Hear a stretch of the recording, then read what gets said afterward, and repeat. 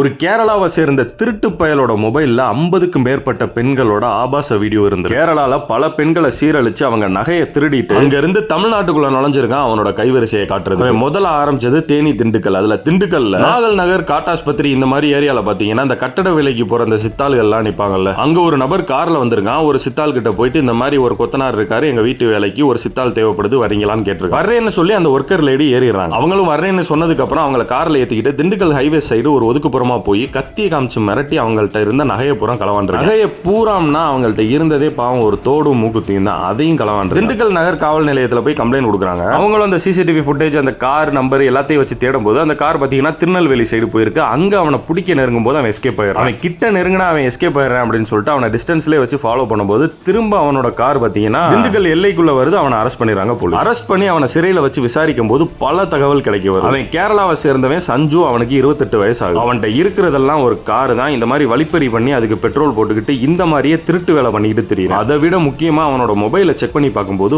பல பெண்களோட ஆபாச வீடியோ இருந்திருக்கு. அதாவது இவன் வந்து அவங்கள பாலியல் துன்புறுத்தல் பண்ணி இவன் இந்த மாதிரி நகை களவாண்டான்ல அந்த பெண்களை பூரா இந்த மாதிரி வீடியோ எடுத்து வச்சுக்கிட்டு நீங்க வெளியில போய் சொன்னா நான் இந்த வீடியோவை வெளியே விட்டுருவேன் அப்படின்னு சொல்லி மிரட்டி இருந்தேன். ஒரு சீரியல் தெஃப்ட் மாதிரி பண்ணிட்டு இருந்திருக்கான் இந்த ஒரு மெத்தட். கேரளால இதை பண்ணிட்டு தமிழ்நாட்டுக்குள்ள வந்து பண்ணலாம்னு நினைச்சவன் போலீஸ் கிட்ட மாட்டிக்கிட்டேன். நம்ம தமிழ்நாடு போலீஸ் விடல. தரமான சம்பவம் பண்ணிருக்காங்க, பாராட்டி ஆகணும் திண்டுக்கல் போலீஸ். என்னடா அது பெரிய சம்பவமா இருக்கு, 50க்கும் மேற்பட்ட பெண்களோட ஆபாச வீடியோ அவனோட மொபைல்ல இருந்திருக்கு அப்படின்னா இது எவ்வளவு பெரிய விஷயம். ஆனா ஏன் இதை பத்தி பெருசா யாருமே பேசல அப்படின்னு பார்க்கும்போது தான் தெரிய வருது. அப்படி இந்த ஒரு சிங்கிள் ஆளால நடந்த இவ்வளவு பெரிய சம்பவத்தை எல்லாரும் பேசணும்னா ஒண்ணு இவன் தமிழ்நாட்டை சேர்ந்தவனா இருந்திருக்கணும், இல்லைன்னா ஏதாச்சும் அரசியல் லாபம் இருந்திருக்கும். இது ரெண்டுமே ஒரு சம்பவத்துல இல்லைன்னு வச்சுக்கோங்க. இந்த திடீர் சமூக போராளிகளுக்கு இது ஜஸ்ட் நியூஸ் தான்.